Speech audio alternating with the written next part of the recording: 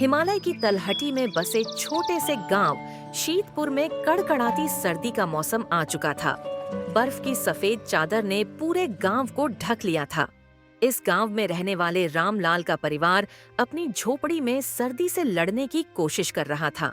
रामलाल एक दिहाड़ी मजदूर जो किसी भी कीमत पर अपने परिवार की देखभाल करना चाहता है।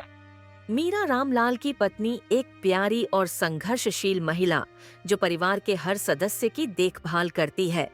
अमन बड़ा बेटा, 10 साल का बच्चा जो सर्दी के मौसम में बाहर खेलने का शौक रखता है, लेकिन सर्दी उसे बहुत परेशान करती है।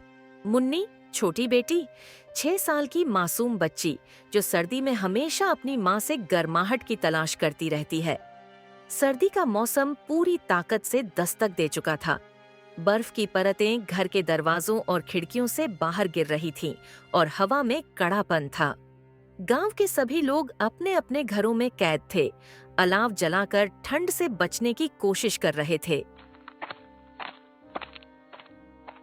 आज जंगल से सिर्फ थोड़ी सी सूखी लकड़ी मिली है। इससे कितने दिन काम चलेगा? कोई बात नहीं जी, 2 दिन तो आराम से निकल ही जाएंगे। मैं हाथ धोकर आता हूँ, तुम खाना लगाओ। आज तो बड़ी जोर की भूख लगी है। अजी घर में खाने का एक निवाला नहीं है। जो बचा खुचा था उसे बच्चों को खिला दी। कोई बात नहीं भाग्यवान, बच्चों का पेट भरा समझो मेरा भी पेट भर गया। आज तो बचा भोजन बच्चों को खिलाई, लेकिन कल क्या को खिलाएंगे?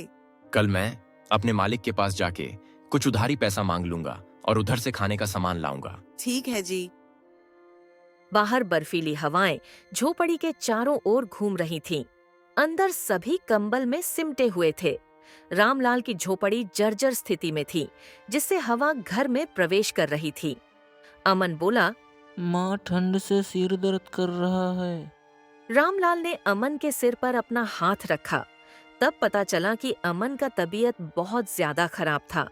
किसी तरह रात कट जाता है।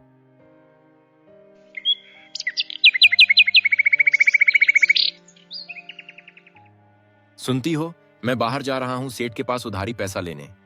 तुम बच्चों का ख्याल रखना। ठीक है जी, शाम होने से पहले घर वापस आ जाना। बाहर बहुत ठंड है। रामलाल भूखे प्यासे कड़कड़ाती ठंड में सेठ के घर की ओर निकल पड़ता है।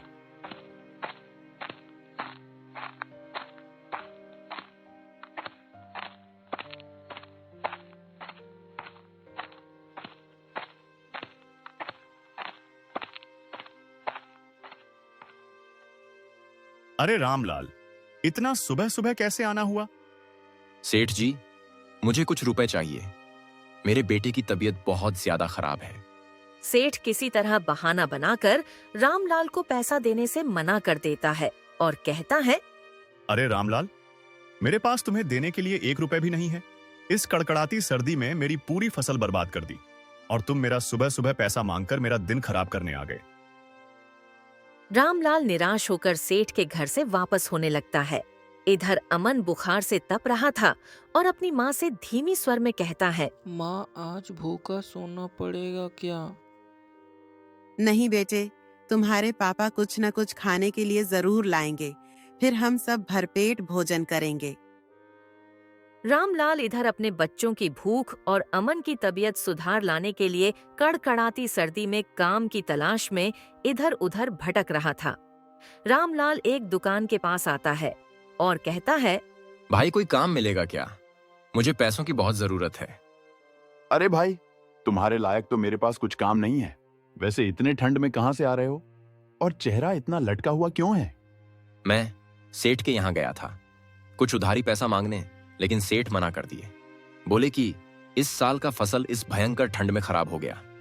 अरे, लगता है तुम्हें सेठ ने चूना लगा दिया। अरे ऐसे क्यों बोल रहे हो भाई? और नहीं तो क्या, कल ही शाम को मेरे दुकान पे आए थे।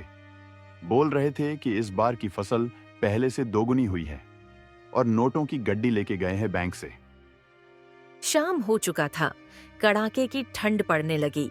रामलाल की स्थिति बहुत ही दयनीय हो चुकी थी। पैसा या काम न मिलने की वजह से वह पूरी तरीके से टूट चुका था। वह धीरे धीरे इस कड़कड़ाती सर्दी में घर की ओर आने लगता है। रामलाल मन ही मन सोचने लगता है, हे भगवान, मुझे 1 रुपए भी नहीं मिले और बेटे का तबीयत खराब है और ऊपर से कड़कड़ाती ठंडी। अब मेरा और मेरे परिवार का क्या होगा? रामलाल बहुत दुखी हो जाता है और उसके आंखों में नमी साफ दिखाई दे रही थी। वह एक चौराहे के पास आकर रुक जाता है। तभी रामू काका चौराहे से गुजर रहे थे। उनकी नजर रामलाल पे गई तो वह बोले, अरे रामलाल बेटे, क्या हुआ? इतने ठंड में यहाँ क्यों खड़े हो? घर जाओ, नहीं तो बीमार पड़ जाओगे। रामू काका, अब मैं आपको क्या बताऊं? मेरी परिस्थितियां कुछ ठीक नहीं हैं। अरे रामलाल बेटे, क्या हुआ जो ऐसे बात कर रहे हो? काका, घर में खाने का एक दाना नहीं है और बेटे का तबीयत बहुत खराब हो रखा है और इस कड़कड़ाती ठंड में कोई काम भी नहीं मिल रहा है। करूं तो करूं क्या? भगवान पे भरोसा रखो बेटे, सब ठीक हो जाएगा। रामू काका से कुछ देर बात करने के बाद रामलाल अपने घर की ओर आने लगता है। इधर रामलाल का परिवार भोजन का आश लगाए राह देख रहे थे।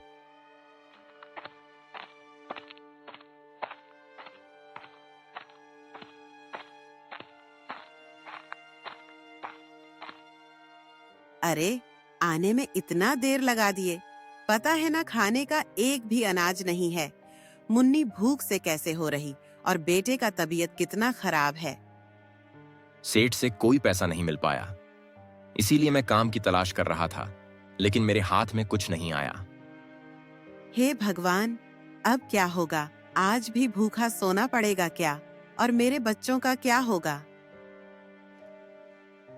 मम्मी मम्मी, मुझे खाना दो ना, बहुत जोर की भूख लगी है। मुन्नी के माँ के पास कोई शब्द नहीं बचा था कि बेटी को क्या बोलूं। अमन बिस्तर पर बीमार लेटा था। रामलाल, उसकी पत्नी और उसकी बेटी आग तपाकर इस कड़कड़ाती ठंड को मात देने की पूरी कोशिश कर रहे थे। कुछ देर में तेज हवाओं के साथ साथ बारिश होने लगा। रामलाल की झोपड़ी इन तेज हवाओं और पानी में बह जाते हैं। रामलाल के पास एकमात्र सहारा के रूप में झोपड़ी बस थी, लेकिन वह भी बह गई। हे भगवान, हमारी झोपड़ी भी चली गई। अब क्या होगा हमारा? इतनी रात को कहाँ जाएंगे? सब्र रखो भाग्यवान, मुझे कुछ सोचने दो। रामलाल अपने परिवार और बीमार बेटे को लेकर मदन के घर आ जाते हैं, लेकिन वहाँ पे भी उसको मदन ने अपने घर में रखने से साफ मना कर देता है। अमन का तबीयत धीरे धीरे और ज्यादा खराब होने लगता है। वह जिंदगी की आखिरी सांसें गिन रहा था। रामलाल अपने परिवार को लेकर हॉस्पिटल आ जाता है। डॉक्टर साहब, मेरे बेटे का तबीयत बहुत ज्यादा खराब है, कृपया इसे किसी भी हाल में बचा लीजिए। पैसे है तुम्हारे पास? बिना पैसे के इलाज यहाँ नहीं होता। अगर फ्री में इलाज करवाना है तो सरकारी हॉस्पिटल ले जाओ। मैं आपके पैर पकड़ता हूँ, कृपया मेरे बेटे को बचा लीजिए। लाख कोशिश करने पर भी डॉक्टर इलाज करने से साफ मना कर देता है। सरकारी हॉस्पिटल गांव से काफी दूर था। इस भयंकर बारिश और कड़कड़ाती ठंड में जाना रामलाल के बश में नहीं था। रामलाल और उसका पूरा परिवार हॉस्पिटल के बाहर कड़कड़ाती ठंड में बैठ गए। चारों भूख और ठंड से बेहोश हो गए। तभी ऑटो में एक बुजुर्ग आदमी आता है। रामलाल और उसके परिवार की दयनीय स्थिति को देखकर बुजुर्ग आदमी को उन पर तरस आ जाता है। वह रामलाल और उसके परिवार को उसी हॉस्पिटल में एडमिट करवाता है। कुछ देर बाद रामलाल की आंख खुली तो अरे, मैं बिस्तर में कैसे आया? मैं तो हॉस्पिटल के बाहर बैठा था और मेरा परिवार कहाँ है? मैं तुम्हारे बेटे का इलाज करने से मना कर दिया था, लेकिन कुछ देर पहले एक बुजुर्ग आदमी आया और तुम्हें और तुम्हारे परिवार को एडमिट करवाया। कुछ देर बाद वही बुजुर्ग आदमी आया।